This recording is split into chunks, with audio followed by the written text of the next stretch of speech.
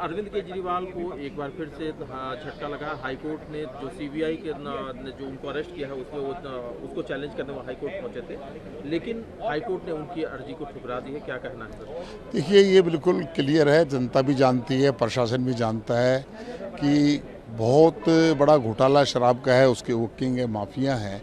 वो बार बार कभी supreme court जाते हैं, फिर वहाँ से वापस ले लेते हैं बेल, और मुझे नहीं लगता कि उनको किसी प्रकार से बेल मिल पाएगी।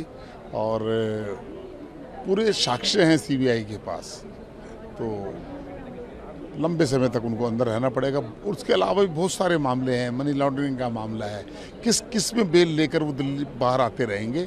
अब तो अच्छा ये है कि उनको अपना इस्तीफा देकर, अब उन्हीं की सरकार है, इतनी बड़ी बिग मेजोरिटी उनके पास है, किसी को मुख्यमंत्री बनाकर दिल्ली को बर्बाद ना करें और ये जिद छोड़ दें।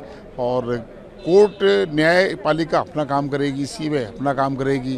दिल्ली की सरकार इस कारण से, कोई मुख्यमंत्री ना होने के कारण, कोई कैबिनेट की बैठक ना होने के कारण, बहुत सारे मामले ऐसे हैं जिससे दिल्ली को दिक्कत हो रही है। सर, आप लोग बार बार रेजिग्नेशन की डिमांड कर रहे हैं, लेकिन केजरीवाल साहब तो कह रहे हैं कि वो जेल से ही सरकार चला लेंगे। देखिए, जेल से सरकार चलाने का मतलब तो आप समझ ही रहे हैं किस प्रकार से वाटर लॉगिंग हो रही है। कोई किसी सरकार के किसी भी मंत्री का कोई सुन नहीं रहा है कि ना वो कुछ को प्रयास कर रहे हैं। वाटर लॉगिंग जब भी होती है उससे पहले मानसून सत्र में अनेक मीटिंग होती हैं, पीडब्ल्यूडी, एमसीडी।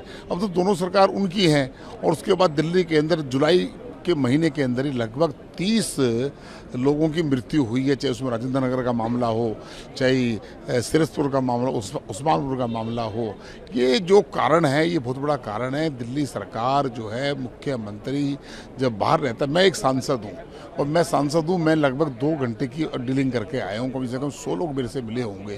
कितने के काम होंगे, कितने के नहीं होंगे, बात अलग है, लेकिन लोगों को मिलकर और वहाँ सोचने का, और अपने मिनिस्टर के साथ जब तक कैबिनेट, या तो बुला ले कैबिनेट की मीटिंग, जेल में बुला लें, वो कुछ तो करें। अगर इस्तीफा नहीं देते हैं, एलजी साहब उनको नहीं हटाते हैं, उनकी बिग मेजोरिटी है दिल्ली के अंदर, तो कैबिनेट की बैठक जैसे सरकार चला रहे हैं, एक बार कैबिनेट की बैठक जेल में कर लें। सर, इतने सारे मुद्दे को गिनवा रहे हैं, लेकिन आम आदमी पार्टी तो अब महाराष्ट्र में जो विधानसभा चुनाव होने वो लड़ने की तैयारी में है। देखिए, चुनाव तो हरियाणा में भी लड़े थे, चुनाव तो गोवा में भी लड़े थे, चुनाव तो उत्तराखंड में भी लड़े थे, 0 वोटा सन्नाटा था, और महाराष्ट्र में भी लड़े।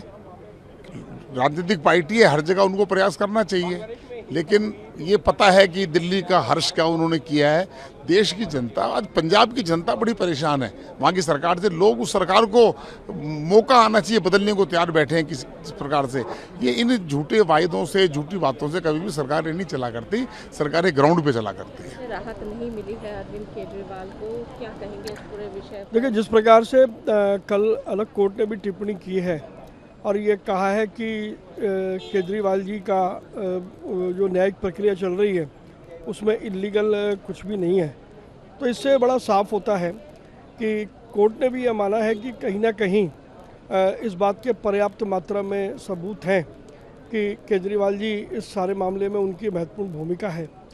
तो न्यायिक प्रक्रिया अपना काम कर रही है, और न्यायिक प्रक्रिया अपने हिसाब से जो भी निर्णय होगा समय समय पर लेंगे। एक सवाल महाराष्ट्र से जुड़ा हुआ है। आम आदमी पार्टी अब महाराष्ट्र में भी चुनाव लड़ने जा रही है, 36 सीटों पर चुनाव लड़ेगी, कैसे देखते हैं? देखिए, ये लोकतंत्र है, किसी भी पार्टी को कहीं भी चुनाव लड़ने का अधिकार है, लेकिन जो अपने घर ही नहीं बचा पा रहे हैं वो पूरे दुनिया में जाएंगे, तो उनका हश्र क्या होगा ये सबको मालूम है।